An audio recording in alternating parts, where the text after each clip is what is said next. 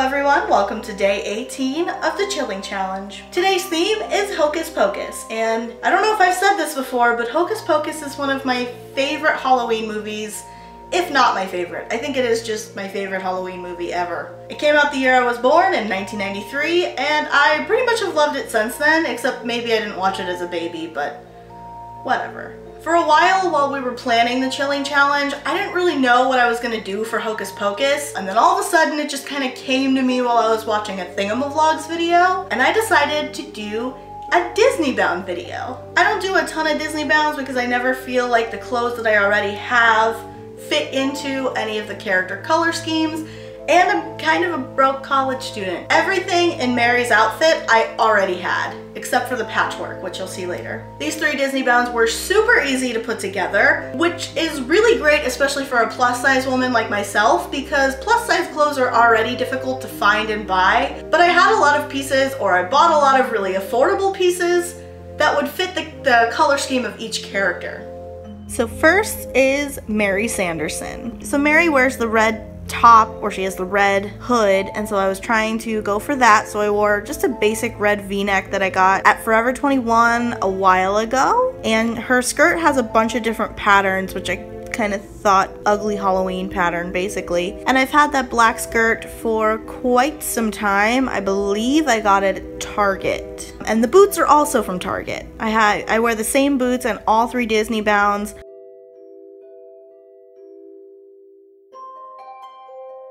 So you can see the little patchwork on the skirt. The Scrivener and I put that together kind of last minute. I had planned it in advance, and then I just kept putting off putting the patchwork onto the skirt. I was going to use safety pins because I didn't want to hot glue or sew patches onto a skirt that I wear normally. Again, I didn't want this Disneybound to sort of become a costume and that it would permanently be a Mary Sanderson skirt. We put it together with double-sided tape, and that didn't seem to work as well as we were hoping. So I would suggest using something a little bit better than double-sided tape to put patchwork on a skirt if you're gonna do it like this. Mary's costume kind of is quite simple, so I kept the Disneybound quite simple as well. For Mary's hair, she has that like weird volcano shaped hairdo thing, and I just knew I was not going to be able to figure that out. So I just kind of put my hair up in a messy bun and called it a day, and I thought it kind of worked for Mary because I don't want to say she's frumpy,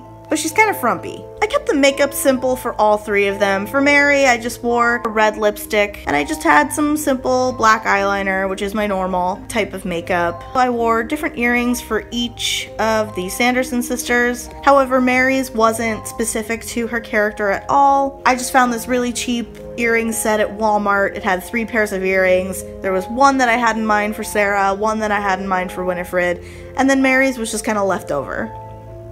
Moving on to Sarah Sanderson. So Sarah Sanderson wears very tight clothing. She's the only one with a very noticeable corset on. She also wears more reddish and fuchsia tones than I have on, but I actually liked the color scheme that I chose. I thought it was a little less Halloween-y and a little bit more Disneyboundy. The shirt I found on Target's website, Target's plus size website. It's super soft. It's extremely comfortable. It is a little bit big, so I would suggest possibly buying it a size down. The skirt, wow, this skirt was a friggin' steal. I found this skirt on Forever 21's website, Forever 21 Plus. It was the most spinstery skirt I could find, and while Sarah Sanderson is the least spinstery of the sisters, I thought it still worked, especially because of the color. When the skirt came in the mail, I was super excited because it has pockets! There are pockets in this skirt! It's fabulous! I also like that there are buttons down the front that adds to the whole like witchy feeling of it, as well as the kind of wrinkly texture to it. So for Sarah's earring, I chose a little spider because at one point in the movie, right after the Sanderson sisters are brought back to life by Max, Sarah reaches up and pulls down what she says is a spider, and then she eats it. And so I thought that was just this earring was just a cute tie-in reference to that. So for makeup, Sarah's was the only makeup that I really did anything necessarily different with. I wore like a darker purple reddish type color. And finally, Miss Winifred Sanderson herself, the queen of all the witches. When I see Winifred Disneybounds, a lot of the time the dress part or the skirt is usually green. And I understand why. She has a lot of green in her costume. However, when I looked at Winifred's costume, it looks more like she wears kind of a mostly purple dress with some green side trimming. I chose this really nice purple dress that I got from Target. The green cardigan that I'm wearing, I've had for a couple years. And then Winifred has some gold lining on the green robe thing that she wears. And since my cardigan is actually kind of shiny. If you get close to it, there's like glitter in the, like, threaded into it. So instead of, wearing opulent gold jewelry, which Winifred kind of does, but not really, I went for just a simple gold belt, which was super easy to find. I think I also got that from Target. The cardigan is also from Target, but it's, again, a couple years old. It might be a little bit harder to find. I originally planned to wear the boots specifically for this bound when I was planning what I was going to do for this. The boots just made a lot of sense because Winifred wears boots. All of the Sanderson sisters wear boots, but I was more willing to wear different shoes for Mary or Sarah than I was for Winifred. And when I started shopping for this, I was also looking for socks to go with it, and I couldn't find any socks. And I ended up just deciding against socks anyway because they didn't really go with the formality of the dress.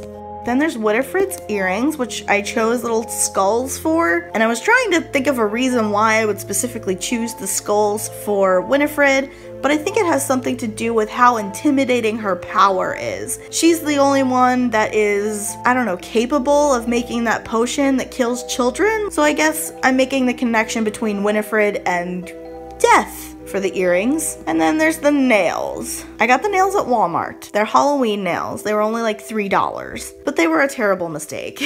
I had put the nails on earlier in the day before I had gotten myself ready for this Disneybound, and that was a terrible idea. I couldn't touch my hair without the nails falling off. I couldn't get dressed without the nails falling off.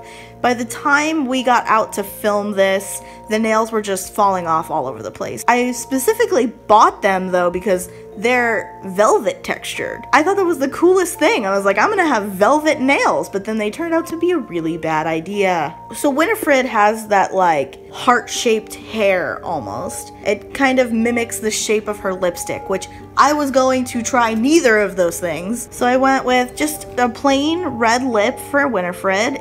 I believe the lipstick I used was CoverGirl. I just don't know the name of it. Another great thing about Disneybounding rather than cosplaying is that you don't have to look exactly like the character. You just have to resemble them, and people will either ask you if you're Disneybounding or they will just know.